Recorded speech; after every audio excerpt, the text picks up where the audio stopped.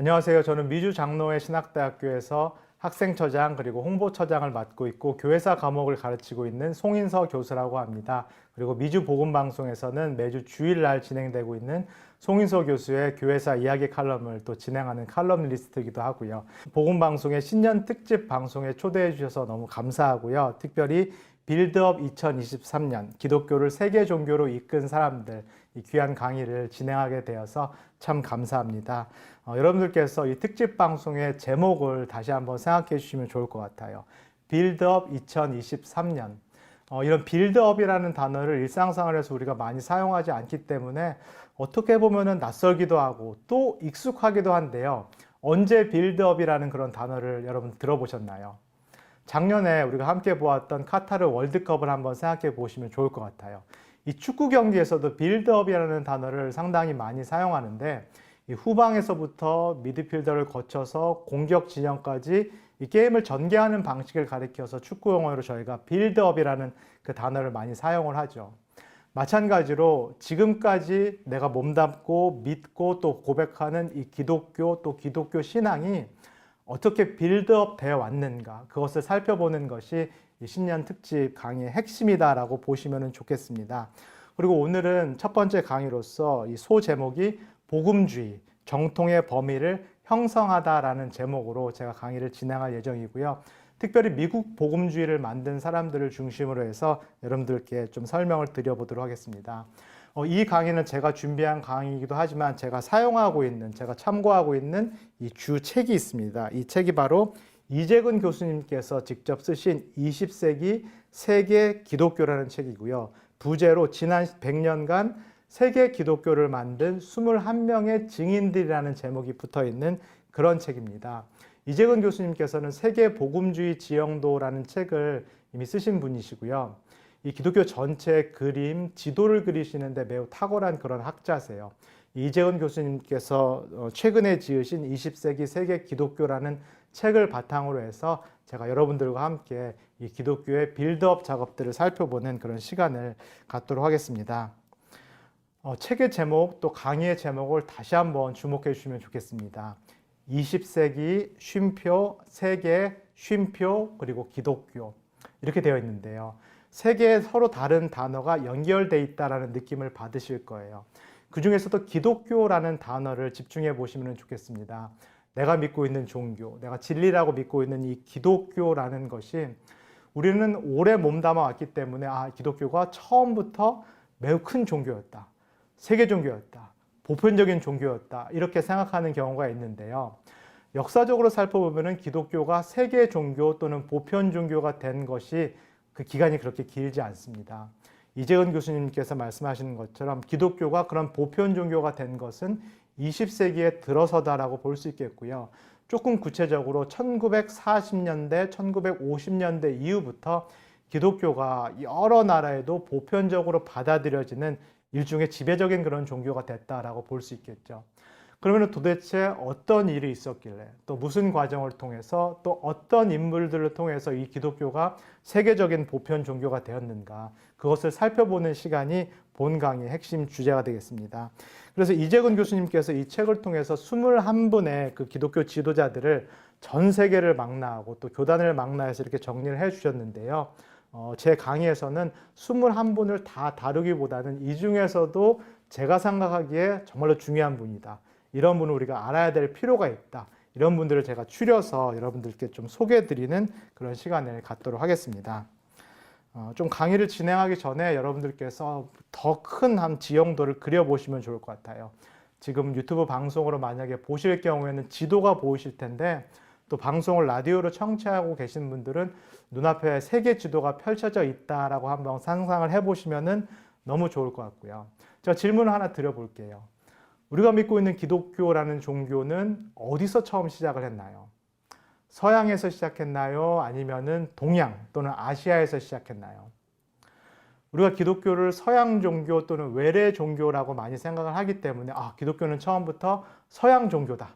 이렇게 생각하시는 경우가 많은데요. 역사적으로 지리적으로 살펴봤을 때 기독교는 동양에서 발흥한 동양 종교다라고 할 수 있겠죠. 모든 문명이 원래 동양에서 출발을 했고 이 기독교라는 종교도 오늘날 중동 지역, 이스라엘 지역에서 발흥했다라는 것을 저희가 알고 있습니다. 이스라엘의 이 유대교의 한 작은 종파로 출발했던 것이 기독교인데요. 1세기의 기독교의 입장에서, 이 중동 지역에서 발흥했던 기독교의 입장에서는 그 당시에 동쪽 또는 서쪽으로 진출할 수 있는 두 가지 선택지가 있었어요. 만약에 기독교가 동쪽으로 집중을 해서 진출을 했다라고 저희가 가정을 해보겠습니다. 이 동쪽에는 페르시아라는 제국이 있었고, 이 페르시아에는 이미 조로아스터라는 그런 종교가 자리를 잡고 있었던 상황입니다. 조금 더 동쪽으로 진출을 해보면은 인도라는 제국, 인도라는 우리에게도 잘 알려진 나라가 나오는데요. 이 인도에도 이미 힌두교라든가 또 힌두교에서 파생된 불교라는 종교, 문화가 자리를 잡고 있었던 상황이죠. 만약에 인도에서 더 동쪽으로, 더 오른쪽으로 진출을 한다면 중국이라는 나라가 보이게 되는데요. 이 중국이라는 나라에도 이미 유교라든가 불교라든가 또 도교라는 종교, 문화권이 형성돼 있었던 상황이죠. 그래서 기독교가 그 당시 세계라고 생각하고 진출했던 곳은 오히려 서양이 되겠는데요. 그 당시의 서양이라는 것은 로마 제국이 되겠습니다. 로마 제국도 무주공산은 아니었어요. 로마 제국도 아무 종교가 없는 그런 어떤 황무지는 아니었고요. 이미 헬레니즘 문화가 자리를 잡고 있었던 상황, 그 다음에 여러 다문화, 다종교가 들어왔던 그런 상황이죠. 그래서 여러분들께서 다 아시는 것처럼 이 로마 제국 안에서도 기독교가 상당히 오랜 기간 동안에 박해를 받게 됩니다. 로마 제국은 동로마 제국 그리고 서로마 제국으로 이렇게 분열이 되는데요. 기독교는 특별히 서로마 제국에서 여러 가지 어떤 갈래로 뻗어나가기 시작을 하게 되고요. 4세기 무렵에서야 기독교의 박해가 끝나게 되고 4세기 후반에 돼서야 기독교가 로마 제국의 이 공식, 이 국교가 됩니다. 이 이후로부터 오랜 기간 동안에 이 유럽 안에서도 기독교가 전파되는 그런 시기를 거치게 되는데요. 그 긴 시간을 가르쳐서, 1000년이 넘는 그 긴 시간을 가르쳐서 유럽의 기독교화 과정이다라고 저희가 표현을 합니다. 이렇게 긴 시간 동안에 유럽에서도 그 당시에는 새로운 종교라고 할 수 있는 기독교가 퍼져나가는 그런 시기를 거치게 됐고요. 특별히 서로마 제국에서 기독교다라는 것은 중세까지만 해도 로마 카톨릭 교회 한 가지만 존재했습니다. 그러나 이 지형이 바뀌게 되는 거죠. 여러분께서 지금 화면을 보시면 지도를 보실 텐데요. 또 방송을 들으시는 분은 16세기에 일어난 종교개혁을 한번 상상해 보시면 좋겠습니다. 예전에는 로마 카톨릭 교회 하나만 존재했는데 16세기 종교개혁이 일어나면서 지도에 보시듯이 다양한 교단들, 다양한 교회들, 교파들이 생겨나게 되죠. 이 유럽이라든가 특별히 독일 그리고 오늘날 스웨덴이라든가 노르웨이라든가 핀란드 지역에는 루터파 교회가 세워지게 되고요. 그 다음에 영국에는 독특한 영국 성공회가 세워지게 됩니다. 그리고 스코틀랜드 지역, 프랑스의 일부 지역, 네덜란드 지역에 개혁주의 교회, 우리가 칼빈주의라고 말하는 그런 교회들이 이제 세워지게 되는 거죠. 그 외에도 제세례파 그룹이라든지 여러 다양한 교단들, 교회들이 동시다발적으로 존재하는 것이 16세기입니다. 이것이 결국은 이 중세 유럽의 지형도를 확 바꿔놓은 결정적인 그런 사건이다라고 보시면 좋겠죠. 또 한 가지 우리가 살펴봐야 될 것은 미국으로 건너온 또 기독교입니다. 이 신대륙이라는 것이 1492년에 콜럼버스를 통해서 발견이 되는데요. 이 신대륙에 유럽의 각 나라들이 진출을 하게 됩니다. 먼저 여러분께서 지도에서 보시는 것처럼 또 미국 대륙을 우리 방송 들으시는 분들을 상상을 해주시면 좋겠고요. 지금 제가 살고 있는 LA를 포함한 이 서부 지역에는 스페인이 들어옵니다. 스페인이 들어오고 이 스페인의 프란시스칸 수도에 선교사들이 함께 들어오면서 이 로마 카톨릭 교회가 이 서부 지역에 자리를 잡게 되고요. 미국 신대륙의 중심 부분 그리고 이 캐나다 지역에는 프랑스라는 제국이 들어오게 되고요. 이 프랑스 제국과 함께 예수의 선교사들이 들어오게 됩니다. 그래서 중부 지역, 그다음에 캐나다 지역도 카톨릭 교회가 처음에 많이 전파가 되고요. 이 동부 지역, 그 중에서도 북동부 지역, 그 중에서도 우리가 매사추세츠 지역이라고 부르는 보스턴이라는 도시가 있는 그 지역에 잉글랜드에서 청교도 그룹이 들어왔다라고 보시면 좋을 것 같아요. 그래서 이 북동부 지역에는 영국 성공회, 그 다음에 청교도, 이렇게 개신교 그룹이 이 미국의 북동부 지역에 들어왔다. 그래서 처음부터 미국도 상당히 기독교 큰 지도로 봤을 때는 다양한 교회들, 다양한 교파들이 들어와 있는 그런 지형의 모습을 띠게 된다라고 보시면 좋겠습니다. 우리가 이제 개신교인이기 때문에 미국은 처음부터 청교도 국가다라고 생각하는 경우가 많은데, 엄밀하게 지형도를 펼쳐놓고 본다면은 청교도라는 것은 북동부 지역에서 영향력을 미치고 있었던 기독교의 한 분파고요. 오히려 다양한 그런 교단들, 교파들이 처음부터 미국의 이 기독교 지형을 이루고 있었다라고 보시면 좋겠습니다. 지금 유튜브 방송을 통해서는 지도가 보이실 텐데요. 현재 미국의 이 교회, 기독교 지형도라고 보시면 되겠고요. 여러분께서 한번 미국의 지도를 상상해 보시면 좋겠죠. 오늘날 미국의 남부 지역을 많이 이렇게 영향을 미치고 있는 개신교 교단은 어떤 교단인가요? 생각해 보시면 충분히 아실 텐데요. 남침내 교단입니다. 이 남쪽 지역, 특별히 텍사스 지역이라든가 여기를 중심으로 해서 미국에서 가장 영향력 있는 교단이 어느 교단이냐? 남침내 교단이다라고 할 수 있겠고요. 미국의 북부 지역, 이 미네소타 지역을 중심으로 한 북부 지역은 우리에게는 조금 생소한 루터파 교회가 자리를 잡고 있는 그런 교회입니다. 이 루터파 교단이라는 것이 한국에서는 조금 작은 교단으로 이해되고 있기 때문에 우리에게는 낯선데요. 미국에서는 이 루터파 교단이 상당히 큰 교단에 포함되어 있고요. 그리고 미국의 이 중앙을 가르는 중부 지역은 미국 연합감리 교단이 상당히 강한 교세를 형성하고 있다라고 할 수 있겠고요. 미국도 이렇게 다양한 개신 교단들 또 로마 카톨릭 교단이 함께 공존하고 있는 그런 상황이고요. 조금 여러분께서 들으시면은 이상하다 또는 신기하다 하실 수가 있겠는데, 미국 안에서만 보면은 장로 교단이 그렇게 큰 교단이 아닙니다. 우리는 한국에서 대부분 장로교회에 많이 속해 계셨으리라 생각이 들어요. 저도 장로교회에 속해 있는 그런 사람이고요. 한국에서는 장로교단이 엄청나게 큰 교세를 갖고 있는데, 미국에서는 장로교단이 남침내 교단이라든가 연합감리 교단이라든가 오히려 루터파 교단보다도 교인수라든가 교세가 작다라고 할 수 있겠죠. 그러면 왜 우리는 이렇게 한국에서는 장로교단이 강할까? 많은 교회가 다 장로교단에 속해 있을까? 그 이유는 한국에 들어오신 선교사님들 때문이다라고 이해해 볼 수 있겠죠. 1884년에 처음으로 입국한 이 알렌 선교사, 이 알렌 선교사도 의료 선교사로 입국을 하셨는데 소속은 북장로의 파송 선교사였습니다. 그리고 연세대학교를 설립하신 언더우드 선교사도 교육 선교사로 들어오셨는데 이분도 마찬가지로 북장로의 소속 선교사고요. 그 다음에 배제학당을 설립하신 아펜젤레 선교사는 미 감리회 소속 교육 선교사로 이제 들어온 분이죠.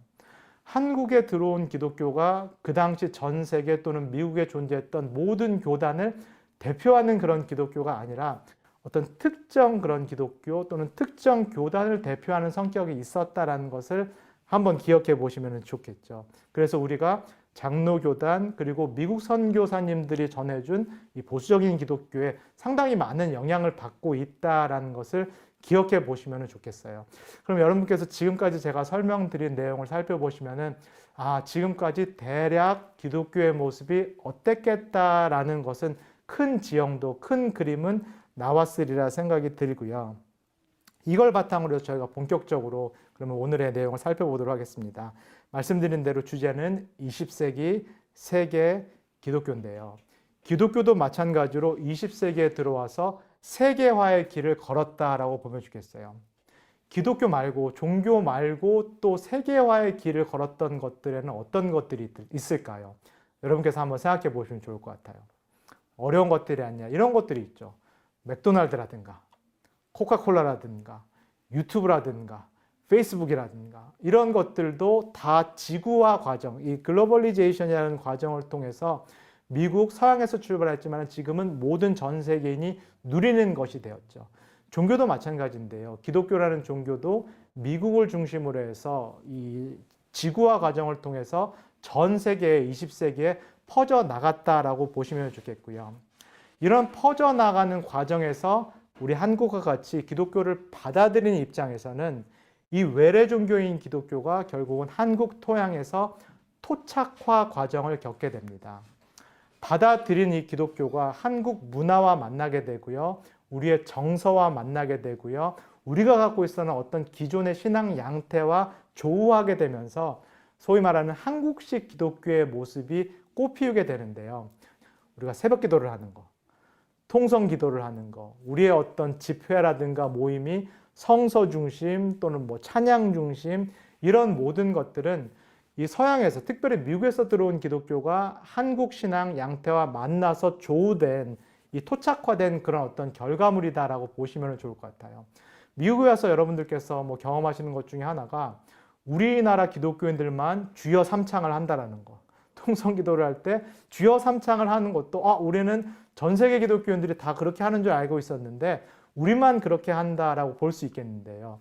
이것도 기독교라는 것이 한국의 토양에 토착화됐기 때문에 그렇다라고 한번 생각해 보시면 좋겠습니다. 그러면은 20세기에 이렇게 지구화 과정, 그 다음에 토착화 과정을 통해서 전 세계에 퍼진 보편적인 기독교는 어떤 형태의 기독교인가? 그 중에서도 가장 강력하고 영향력을 미치고 있는 기독교 사조는 무엇인가? 그것이 바로 오늘 조금 살펴볼 복음주의 또는 저희가 신복음주의라고 말하는 기독교 사조가 되겠습니다. 복음주의라는 단어는 여러분께서 매우 익숙하게 들어보셨으리라 생각이 들고요. 여러분들도 나는 복음주의자다라고 생각하시는 경우가 많아요. 근데 실제로 그러면 복음주의가 무엇인가? 복음주의자가 누구인가라는 질문을 드리면은 이게 상당히 규정하기가 어려운 그런 개념이다라고 할 수 있겠고요. 너도 나도 다 내가 복음주의자다 이런 생각을 갖고 있는 것도 많고요. 이 복음주의 또는 신복음주의는 조금 간단하게 이렇게 정의를 내릴 수 있겠는데요. 복음, 곧 기쁜 소식을 강조하고 중심에 두는 신앙 유형 또는 사조다라고 볼 수 있겠고요. 뒤집어 보면은 복음적이지 않은 모든 사조 또는 경향에 반대하는 신앙 유형 및 사조다라고 할 수 있겠습니다. 상당히 양면성을 지니고 있는 것이 복음주의다라고 볼 수 있겠죠. 복음의 기반을 두고 있기 때문에 또는 복음을 담고 있는 성서를 기반을 두고 있기 때문에 상당히 전통적이고 정통적인 신앙 양태가 복음주의다라고 할 수 있겠고요. 반대로 복음적이지 않은 것에 대해서는 거부하고 저항하고 반대하는 성향을 띠고 있기 때문에 동시에 개혁적이고 반동적인 성격이 이 복음주의가 갖고 있는 양면성이다라고 보시면 좋겠습니다. 이 20세기부터 꽃피워서 세계화된 이 신복음주의라는 것도 어떤 역사적인 기원이 있는데요. 저를 포함해서 많은 학자들이 이 복음주의가 16세기부터 흘러내려온 그런 전통이다라는 얘기를 합니다. 16세기에 개신교 종교개혁이 일어나면서 마틴 루터와 같은 종교개혁자가 이신칭의를 강조를 했는데요. 즉 믿음으로만 하나님 앞에서 의롭다 여김을 받는다. 이것이 성서가 담고 있는 복음의 핵심이다라고 강조를 했습니다. 이게 복음이면은 그러면은 이거에 반대되는 그 전까지의 사조는 어떤 사조였을까요? 믿음이 아니라 공로 또는 하나님 앞에서 개인이 믿음을 통해서 의롭게 되는 것이 아니라 이 인간 사제, 성직자가 중재하는 어떤 그런 개념의 구원관 이런 것들에 반동하는 이런 것들에 저항하는 그런 운동이 개신교 종교개혁이었다라고 할 수 있겠고요. 루터도 마찬가지로 자기 자신을 복음주의자로 불러달라는 이야기를 했고요. 이 16세기 개신교 종교개혁을 정신적으로 이어받은 것이 17세기에 일어난 독일 경건주의다라고 할 수 있겠습니다. 종교개혁이 일어나면서 여러 개신교 교단들이 갈라지게 되고요. 이 이후부터는 각 교단들이 우리가 믿고 있는 내용이 정통이다. 우리가 믿는 내용만이 올바른 신학이다라고 말하는 소위 말해서 개신교 정통주의 시대가 열리게 됩니다. 그래서 상당히 교리적으로 까다로워지고 이 신앙이라는 것이 상당히 이성적이고 논리적이고 차갑고 건조해지기 시작하는데요. 기독교 신앙이라는 것은 이성적이거나 지성적인 것이 아니라 오히려 체험에 가깝고 심령의 종교와 가깝고 마음의 종교에 가깝다라고 주장한 것이 17세기에 등장한 독일 경건주의다라고 보시면 좋겠습니다. 복음이라는 것은 단순한 어떤 지적인 논리라든가 동의가 아니라 실존적인 체험이다라고 강조한 것이 17세기에 일어난 독일 경건주의였고요. 이 독일 경건주의도 마찬가지로 복음주의의 큰 사조를 이어나간 어떤 그런 사조라고 볼 수 있겠습니다. 이 독일 경건주의에 또 깊은 영향을 받은 것이 여러분들이 아마 잘 알고 계실 18세기에 일어난 영국 부흥운동인데요. 이 영국 부흥운동은 이 찰스 웨슬리 그리고 요한 웨슬리 형제를 통해서 옥스퍼드 대학을 중심으로 해서 발흥이 됐고요. 옥스퍼드 대학교의 홀리 클럽 이 대학교 동아리를 통해서 영국 부흥운동이 시작됐다라고 볼 수 있겠습니다. 그리고 조지 위필드 같은 그런 사역자가 영국과 미국을 13차례 넘게 오가면서 부흥의 불씨를 심어 날랐는데요. 이 조지 위필드가 외친 것이 여러분들께서 익숙히 들으셨을 세계는 나의 교구다라는 그런 구호입니다.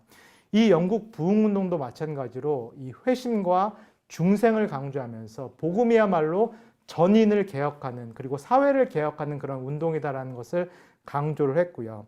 이 영국 부흥운동에 직접적인 영향을 받은 것이 18세기 그리고 19세기에 일어난 미국 제1차 그리고 2차 영적 대각성 운동이다라고 할 수 있겠습니다. 특별히 2차 영적 대각성 운동을 일으켰던 무디 목사님 같은 경우 또 핀리 목사님 같은 경우는 부흥이라는 것은 단순히 예배당에 앉아서 기도하는 것뿐만 아니라 일어나서 실제로 행하는 것이다라는 것을 강조를 했고요. 어떤 개인 차원에서의 도덕주의를 넘어서서 미국 사회 전체를 갱신해야 된다는 것. 그 당시에 노예해방운동이라든가 또는 술을 금하는 금주령의 이 복음주의 인사들이 상당히 많이 활동을 했다는 것을 볼 수 있겠습니다. 20세기에 일어난 이 신복음주의는 이 지금 설명드린 대로 16세기, 17세기, 18세기 그리고 19세기 유럽, 영국, 그 다음에 미국을 거쳐서 이렇게 흘러내려온 그런 역사적인 기원과 전통이 있는 그런 운동이다라고 보시면 좋겠고요. 그러면은 이 20세기 미국의 신복음주의의 어떤 설계자가 누군가? 정말로 이 뒤에 신학적인 작업을 한 그 인물이 누군가? 여러분들이 들어보실 수도 있고 또 처음 들어보실 인물이기도 한데요. 칼 헨리라는 그런 신학자, 목회자가 있습니다. 아마 처음 들어오신 분들은 칼 헨리가 누군가 싶으실 텐데요. 유명한 역사가 중에 한 명인 티모시 조지가 칼 헨리에 대해서 이렇게 평가를 했는데 제가 이재건 교수님께서 책에 쓰신 그 내용을 한번 인용해 드리도록 할게요. 복음주의 진영에서의 칼 헨리의 위치는 신정통주의 진영에서의 칼 바르트의 위치와 그리고 로마 카톨릭 진영에서의 칼 라너의 위치와 비견된다. 여러분께서 칼 바르트라는 신학자를 한번 들어보셨을 거예요. 신정통주의의 대부라고 할 수 있겠고요. 자유주의 신학터의 이 놀이터에 폭탄을 던진 인물이라고 알려져 있는 이 개신교의 20세기 가장 중요한 신학자가 칼 바르트라는 신학자고요. 마찬가지로 로마 카톨릭 진영에서도 이 칼 라너라는 신학자가 익명의 그리스도인이라는 개념을 통해서 이 다른 종교에 속해 있었던 사람들에게 구원의 가능성을 설파한 상당히 입지전적인 그런 인물이다라고 할 수 있겠는데요. 이 두 인물과 견줄 수 있는 신복음주의의 인사가 누군가, 이 설계자가 누군가, 이 티모시 조지와 같은 역사가는 칼 헨리가 그 위치를 차지한다라고 이야기를 합니다. 이 칼 헨리에 대해서 제가 이 시간에 간단하게 여러분들께 소개를 드리도록 할게요. 칼 헨리는 1913년 출생한 인물이고요. 뉴욕 맨해튼에서 태어났고 독일인 이민자 출신이에요. 이민자 가정의 8남매 중에서 맏아들로 태어났습니다. 원래 이름은 칼 하인리라는 독일 그런 이름을 갖고 있었는데 이 칼 헨리가 태어난 1913년 이 여간이 독일이 세계대전을 일으켰던 그런 상황이에요.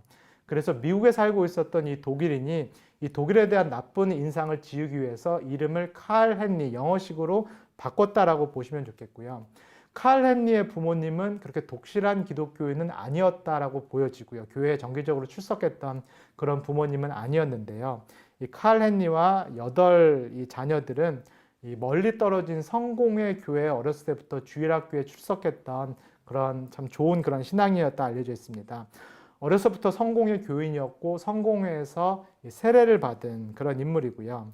그 당시 대부분 사람들이 그렇듯이 고등학교를 졸업하고 대학에 진학을 안 했고요. 고등학교를 마친 후에 지역 주간 신문인 이슬립프레스라는 곳에 취직을 해서 이 스포츠 분야의 그 기사를 쓰는 그 신문 기자로서 언론인으로서의 경력을 먼저 밟게 됩니다. 여기서 귀한 만남을 갖게 되는데 이 편집부에서 함께 일하고 있었던 밀드레드 크리스티라는 여사, 이 부인을 만나게 되고 이 밀드레드 크리스티를 통해서 기독교 신앙, 보다 체험적이고 실존적인 기독교 신앙에 대해서 이야기를 많이 나누게 되고요. 이 밀드레드 크리스티가 그 당시에 롱아일랜드 지역의 옥스퍼드 홀리클럽과 같은 기도 모임을 이끌고 있었던 진 베드퍼드라는 여인, 이 부인을 또 소개를 해주게 됩니다. 그래서 이런 만남을 거쳐서 결국은 1933년 6월 10일 토요일 아침 진 베드퍼드와의 이 대화 통해서 차 안에서의 대화 통해서 이 회심 체험을 했다는 회심 경험을 했다는 그런 기록이 있어요. 자신의 죄인 죄성을 깊이 깨닫게 되고 예수 그리스도를 구주로 영접하게 되고 그리고 십자가의 은혜 또 구원을 직접적으로 체험하는 경험을 1933년 6월 10일 날 칼 헨리가 했다라고 알려져 있고요. 이 경험을 한 이후에 대학에 진학해서 사역자의 길을 걸어가겠다라는 그런 선택을 하게 됩니다.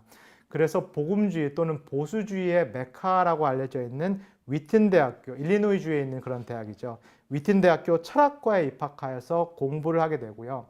거기서 또 좋은 만남을 갖게 되는데 나중에 1940년에 아내가 되는 헬가 벤더를 만나게 됩니다. 이 아내가 되는 헬가 벤더는 아버지가 카메룬 선교사로 활동을 하셨던 선교사 자녀고요. 그리고 우리에게 익숙한 그런 친구들, 동료들을 이 위튼 대학교에서 칼 헨리가 만나게 되는데요. 예전에 장로회 신학대학교 교수를 역임하신 사무엘 H. 마펫 그 친구를 위튼 대학교에서 만나게 되고 또 마찬가지로 하워드 마펫 지금 대구 동산병원 원장을 역임하신 하워드 마펫 친구를 또 이 위튼 대학교에서 만나게 되고요. 제가 후반부에 설명드릴 위대한 복음 전도자 빌리 그레함도 친구로서 위튼 대학교에서 만나게 됩니다. 그래서 이 대학교에서 칼 헨리가 복음주의 또는 이 개혁주의의 신학을 깊이 배우게 된다라고 보시면 좋겠고요. 1937년에 칼 헨리가 성공회에서 이 남침례교로 소속을 변경하게 되는 그런 일이 발생하는데요. 왜 그랬을까에 대해서는 아직까지 많은 추정들을 하고 있습니다. 침례교의 보다 수평적인 어떤 그런 문화. 이 칼 헨리가 장로교로부터 영향을 많이 받았고 위튼 대학교도 개혁주의 신학이 상당히 강한 그런 학교였는데요. 오히려 칼 헨리는 침례교 여기서 어떤 뜨거운 신앙 경험을 했던 것으로 보여지고요. 그래서 비록 성공회에서 세례를 받았지만은 이 침례교가 베푸는 성인 세례를 다시 한번 받은 것으로 알려져 있습니다. 침례교로 소속을 변경하고 그다음에 1940년에 결혼을 하게 되고요. 1941년에 위튼 대학교 석사학위를 칼 헨리가 받게 됩니다. 그리고 노던 침례 신학교에서 신학사를 1941년에 받게 되고요. 시카고 훔볼트 침례교에서 목사 안수를 1941년에 받게 되고요. 그 다음에 노던 침례 신학교 신학 박사를 1942년에 받게 되는데요. 이 칼 헨리가 이렇게 신학교 또는 교회를 이렇게 옮기는 그런 과정에서 미국에서는 여러 가지 신학 논쟁들이 있었다라는 것을 생각해 보시면 좋겠습니다. 이 기간에 근본주의 진영, 그 다음에 에큐메니컬 진영 또는 자유주의 진영 간에 여러 가지 신학 논쟁이 있었고요. 그 핵심은 성경을 어떻게 이해해야 되는가, 성경에 오류가 있는가 없는가, 이런 복잡한 신학 논쟁이 이 미국에서 진행되고 있었던 그런 상황이었어요. 그리고 특별히 칼 헨리가 사역하고 공부했던 시카고 지역, 시카고 대학의 신학부는 상당히 자유주의 진영으로 지금 흐르고 있었던 그런 상황인데요. 칼 헨리는 오히려 보수적인 신학교, 이 노던 침례 신학교에서 신학사와 신학 박사학위를 받는 그런 선택을 하게 됩니다. 이 칼 헨리가 왜 개신교에서 입지전적인 인물이고 개신교의 복음주의 신학을 설계한 그런 사람이라는 평가를 받는가? 어떻게 보면 이 한 권의 책 때문이다라고까지 할 수 있겠는데요.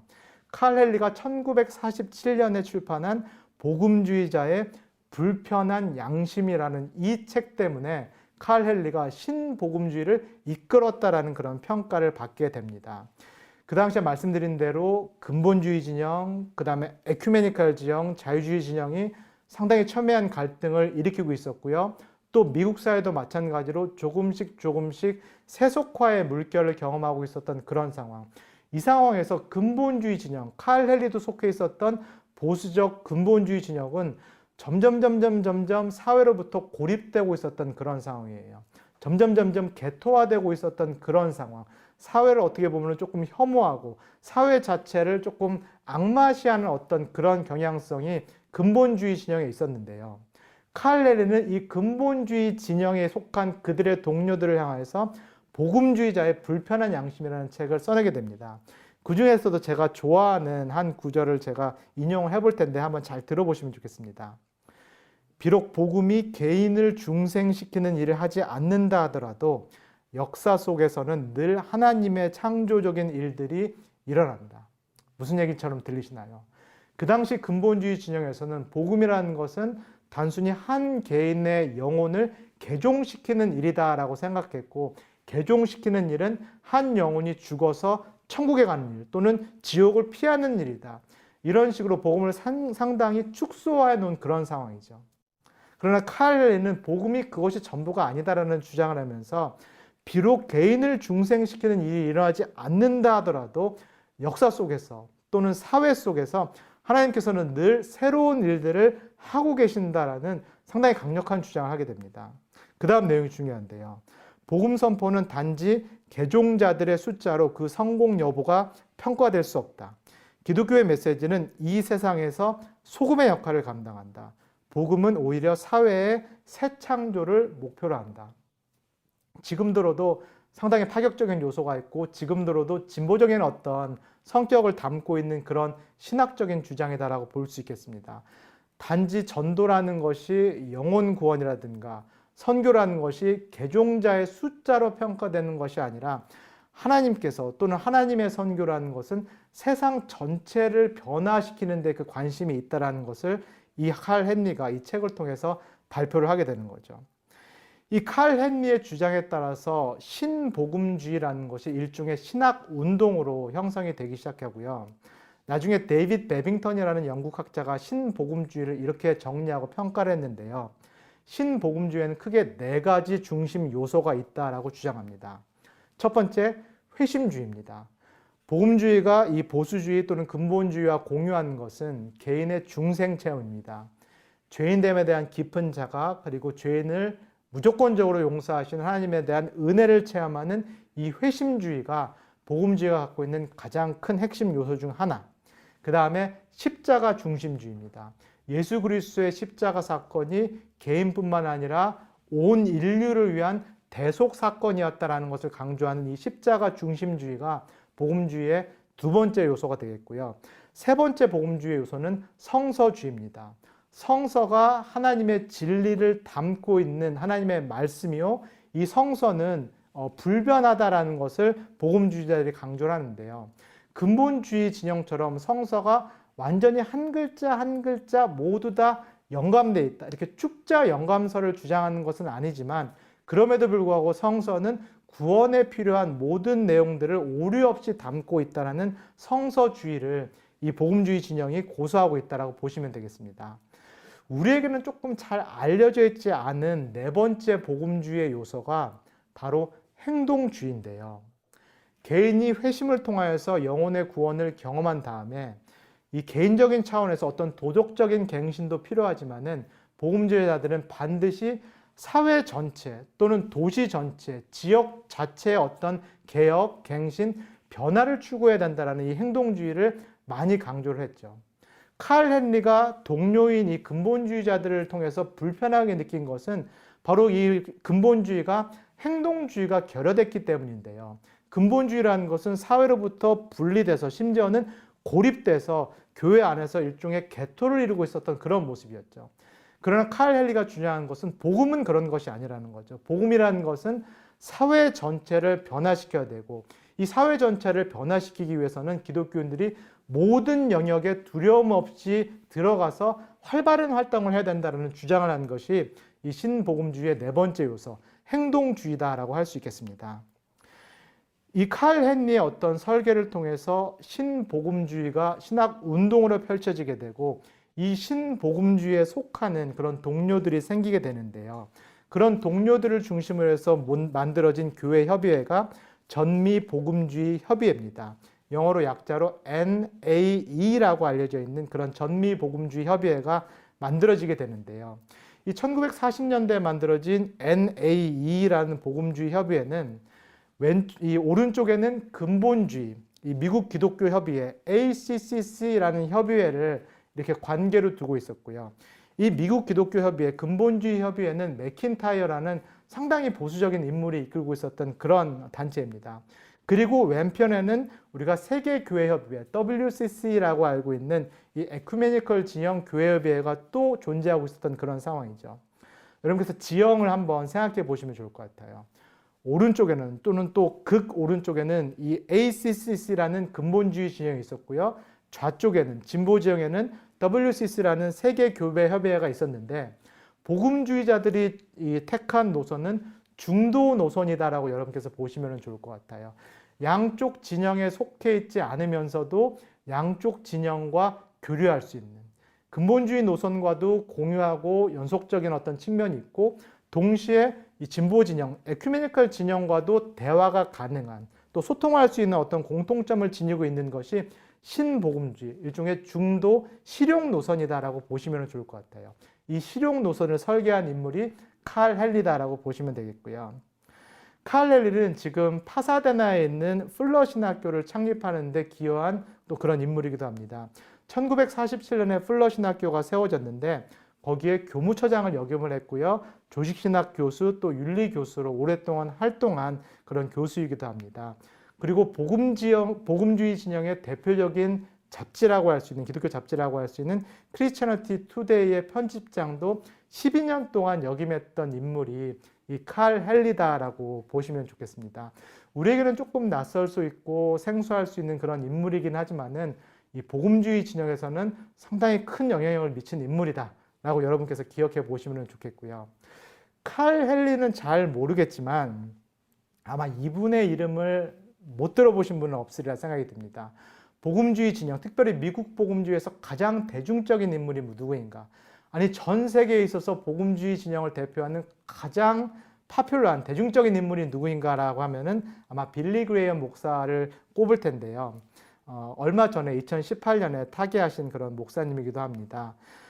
이 타계하실 때 이 빌리 그레이엄 도서관에 이 빌리 그레이엄 어떤 집회에 불을 지폈던 1949년 LA 천막 집회 모형을 딴 그 집회 장소가 다시 재구현이 됐고요.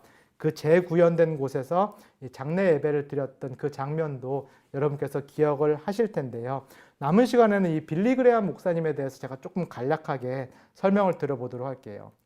빌리 그레이엄 목사님은 미국 남부 장로교 중산층 집안 출생입니다. 칼 헨리와는 다르게 처음부터 상당히 보수적인 그런 신앙을, 그런 교육을 받았던 인물로 알려져 있고요. 16살 생일 직전에 그 당시에 가장 유명한 부흥사였던 모디카이 햄 집회에서 실존적인 회신 경험을 하게 됩니다. 모디카이 햄이라는 인물은 상당히 보수적인 근본주의 진영에 속했던 그런 부흥사였고요. 조금 원색적인 그런 복음을 전했던 인물이에요. 뭐 좀 제가 쉽게 표현하면은 믿지 않고 예수를 믿지 않고 죽으면 지옥 간다. 유황불에서 고통을 당한다. 이렇게 원색적인 복음을 통해서 이 전도 집회를 열었던 인물이 모디카이 햄이라는 부흥사인데 이 집회에서 빌리 그레이엄 목사가 회심 경험을 하게 됩니다. 그리고 부흥사 밥 존스 집회에서 이 신학교에 가서 목회자가 되기로 이 영적 결단을 하게 되는데요. 모디카이 햄도 그렇고 밥 존스도 그렇고 상당히 보수적인 근본주의적인 어떤 신학을 갖고 있었던 그런 인물들이었고요. 이런 어떤 집회를 통해서 신앙 체험을 했던 빌리 그레이엄이 첫 번째는 밥 존스 대학에 입학을 하게 되는데 이 학교에서 채 1년을 수학을 다 하지 못합니다. 왜냐하면 이 학교가 너무너무 보수적이고 너무너무 근본주의적인 어떤 그런 신앙을 가르쳤기 때문에 빌리 그레이엄 목사가 이 학교의 어떤 그 신학 또는 신앙 방침에 대해서 자신과 맞지 않는다라는 것을 느끼게 되고요. 오히려 플로리다 성경학교로 전학을 하게 되고 그 다음에 위튼 칼리지로 전학을 하면서 복음주의라는 이 근본주의보다는 훨씬 더 유연하고 폭이 넓은 이 복음주의 신학을 위튼 칼리지에서 접하게 됩니다. 그리고 앞에서 설명드린 대로 이 위튼 칼리지에서 칼 헨리와 같은 자신과 신학 색깔이 맞는 동역자들을 만나게 되는데요. 그럼에도 불구하고 칼 헨리와는 조금 다르게 태생적으로 보수적인 그리고 상당히 이 복음 또는 전도에 집중된 그런 신앙 양태를 갖고 있었던 인물이 빌리 그레이엄입니다. 지금 유튜브 방송을 보시는 분들은 이 그림을 한번 보실 텐데요. 이 빌리 그레이엄이라는 목사는 18세기, 19세기의 영적 대각성 운동의 그 전통을 그대로 물려받은 그런 인물이라고 보시면 좋겠고요.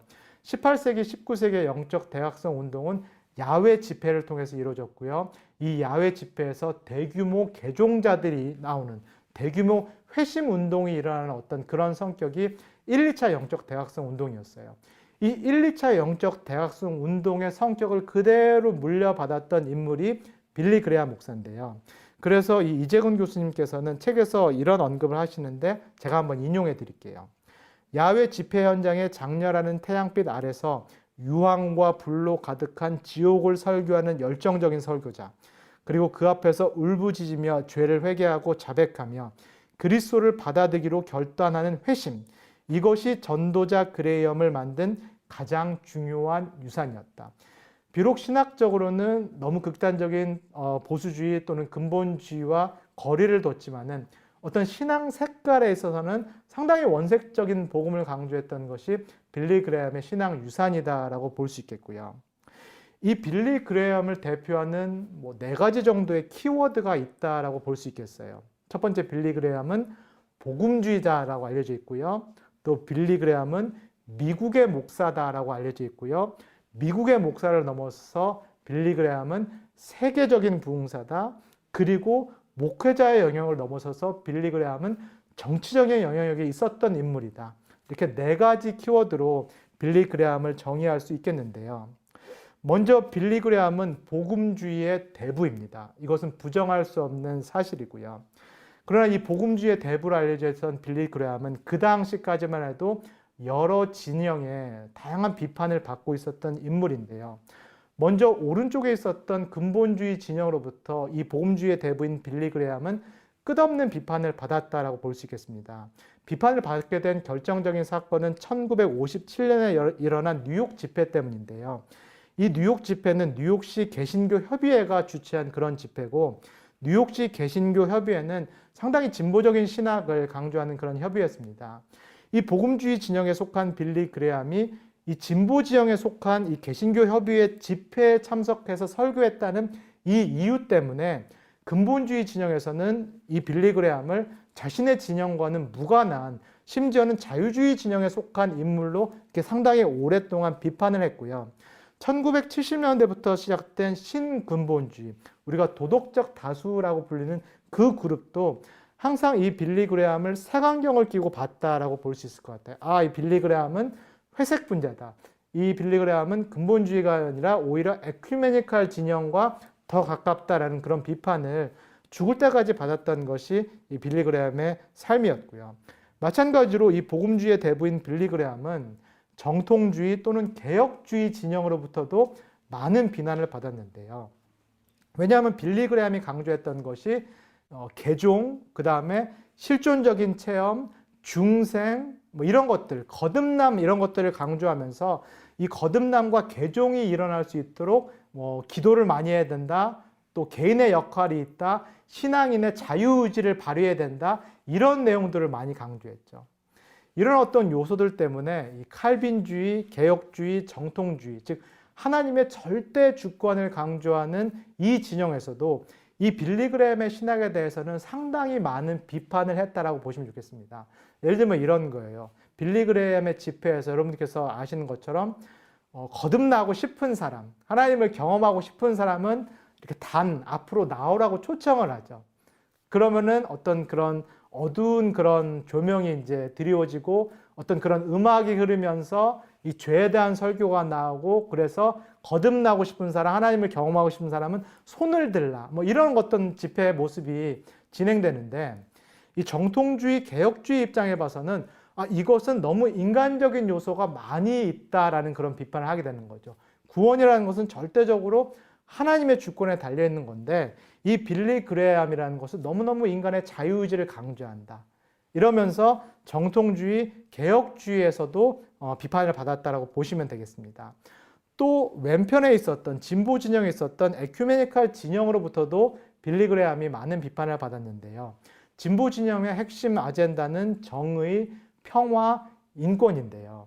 앞에서 설명드린 대로 빌리 그레이엄은 이 에큐메니칼 진영과도 여러 교류를 한 것이 사실이고, 이 집회에 가서도 많은 설교를 한 것이 사실인데, 그럼에도 불구하고 이 진보 진영에 봤을 때는 빌리 그레이엄은 여전히 보수 진영에 속한, 정의라든가 평화와 인권은 여전히 소극적인 그런 인물로 비춰졌다. 평생 그렇게 비춰졌다라고 보시면 좋겠습니다. 그래서 복음주의자, 복음주의의 대부로 일컬어지는 빌리 그레함의 어떤 모습을 이렇게 지형도로 그려 놓으시면 될 것 같고요. 그 다음에 또 하나의 키워드는 빌리 그레함은 누가 뭐래도 미국의 목사입니다. 미국의 목사를 나타낼 수 있는 또는 미국적 기독교를 나타낼 수 있는 여러 가지 특징이 있는데요. 마크 놀이라는 역사가가 정리해놨고 이재곤 교수님께서도 발췌한 그 내용은 이런 내용입니다. 미국 기독교의 특징이 뭐냐? 전통이나 역사보다는 성경과 개인의 양심을 더 강조하는 것. 형식과 교의, 교리보다는 실용과 상식 또는 체험을 더 강조하는 것. 교회라든가 사회가 위계에 의한 임명보다는 민주적인 자주성가형 성공을 강조하는 것. 전통을 전수하는 것보다는 자발적인 창의성을 강조하는 것. 통제된 경제활동보다는 자유로운 시장경제를 강조하는 것. 이것이 미국 사회뿐만 아니라 미국 기독교가 공유하고 있는 어떤 특징이다라고 할 수 있겠는데요. 미국의 목사인 빌리 그레함 목사도 이 모든 것들을 공유했다라고 보시면 좋을 것 같고요. 이 모든 미국적인 개신교를 어떻게 보면 세계 전체에 퍼뜨렸던 분이 빌리 그레함 목사입니다. 개인이 강조되고요. 창의성이 강조되고요. 자유, 실용, 상식 그리고 자력이 강조된 것이 미국의 목사였던 빌리 그레함 목사의 핵심인데요. 지금 화면으로 보시는 분들께서는 새들백 교회의 릭 워렌 목사 그리고 새들백 교회의 찬양의 모습을 보실 거예요. 이게 정말로 대표적인 어떻게 보면 미국 기독교를 또는 미국 복음주의를 나타내는 전형적인 모습이다라고 할 수 있겠는데 이 역사적인 기원이 어디냐? 빌리 그레함 목사로부터 이런 미국적인 기독교의 모습이 나타난다. 상당히 자유롭고 형식을 탈피하고 목회자와 평신도의 그 간격이 좁고 이런 어떤 모습들이 빌리 그레함이 만들어낸 미국식 개신교다라고 볼 수 있겠습니다. 그 다음에 빌리 그레함은 마찬가지로 세계인이다라고 평가를 받고 있는데요. 그를 전 세계적인 어떤 지도자로 만들어줬던 1949년 LA 집회, 54년 런던 집회, 57년 뉴욕 집회, 그리고 우리에게 너무너무 친숙한 1973년 서울 집회, 전 세계를 돌아다니면서 복음 전도 대회를 열었고요. 특별히 1973년 서울 집회에는 하루에 112만 명의 인파가 모였고 전체 기간 중간에 총 321만 명이 이 집회에 참여해서 많은 이 개종자를 낸 그런 정말 입지전적인 그런 집회라고 알려져 있고요. 이 복음주의 진영의 대표적인 대회인 선교 대회인 1974년 로잔 대회에서도 이 빌리 그레함 목사가 상당히 주도적인 역할을 했다라고 보시면 되겠습니다. 또 화면을 보시는 우리 시청자분들께서는 이 1973년 빌리 그레함 전도 집회, 여의도 광장에서 열렸던 이 빌리 그레함 전도 집회 기억하시는 분들 많이 계실 거예요. 1973년 5월 30일부터 6월 3일까지 열렸던 이 전도 집회가 한국 개신교 또는 한국 복음주의 진영을 만드는 데 있어서도 결정적인 역할을 한 그런 집회다라고 볼 수 있겠습니다. 그 다음에 마지막으로 빌리 그레함은 또 정치인으로 알려져 있기도 하는데요. 빌리 그레함이 생전에 만났던 역대 대통령이 총 13분이 됩니다. 빌리 그레함이 활동했던 그 시기에 재직했던 모든 이 대통령들을 좌우 가리지 않고 만나고 자문을 했던 인물이 빌리 그레함인데요. 트루먼 대통령, 아이젠하워 대통령, 케네디 대통령, 존슨 대통령, 닉슨, 포드, 카터, 레이건, 부시, 클린턴, 그 다음에 아들 부시 대통령, 오바마 대통령, 그 다음에 트럼프 대통령, 바이든 대통령은 그 전에 빌리 그레함이 사망을 했기 때문에 만나지 못했는데요. 1950년대 이후부터 재직했던 13분의 모든 대통령을 만나서 신앙적인 자문을 했던 인물이 또 빌리 그레함, 어떻게 보면 상당히 특이한 그런 경력을 갖고 있고요. 그래서 이 좌우 진영을 모두 아우를 수 있는 통합과 상생과 또 공존과 평화를 외쳤던 그런 정치인이 빌리 그레함이다라고 할 수 있겠습니다. 빌리 그레함에 대한 평가를 이재근 교수님께서 책에서 기술했는데 저도 동의하는 내용이고요. 한번 읽어드릴게요. 빌리 그레함의 전도자 유산에는 양면이 공존한다. 18세기 복음주의 부흥 이래 교회가 꾸준히 견지한 복음의 핵심, 즉 모든 인간은 죄인이며 그리스도가 필요하다는 메시지를 일관되게 전했다는 것은 밝은 측면이다. 그러나 그가 전한 개인 중심의 영혼 구원 메시지가 기독교 복음의 전부는 아니라는 사실, 그리고 그가 이 메시지를 전하는 과정에서 활용한 즉흥적이고 도치적이고 소비적인 자본주의 문화의 도구들이 그가 전한 복음의 무게를 가볍게 보이게 했다는 사실은 어두운 측면이다. 빌리 그레함 목사가 복음주의를 대표하기 때문에 이 이재건 교수님의 평가는 복음주의 사조 전체에 적용될 수 있는 그런 평가다라고 할 수 있겠고요. 오늘 짧은 시간에 제가 칼 헨리, 그다음에 빌리 그레함을 중심으로 해서 미국 복음주의의 지형도에 대해서 간략하게 살펴드렸습니다. 다음 시간에는 제가 제임스 패커라든지 존 스타트 목사와 같은 영국에 속해 있는 복음주의자들에 대해서 간략하게 설명을 드리고요. 비서구권에서 복음주의를 이끌었던 또 지도자들에 대해서도 말씀을 드리도록 하겠습니다. 오늘 첫 강의 들어주셔서 감사하고요. 다음 강의에서 만나도록 하겠습니다. 감사합니다.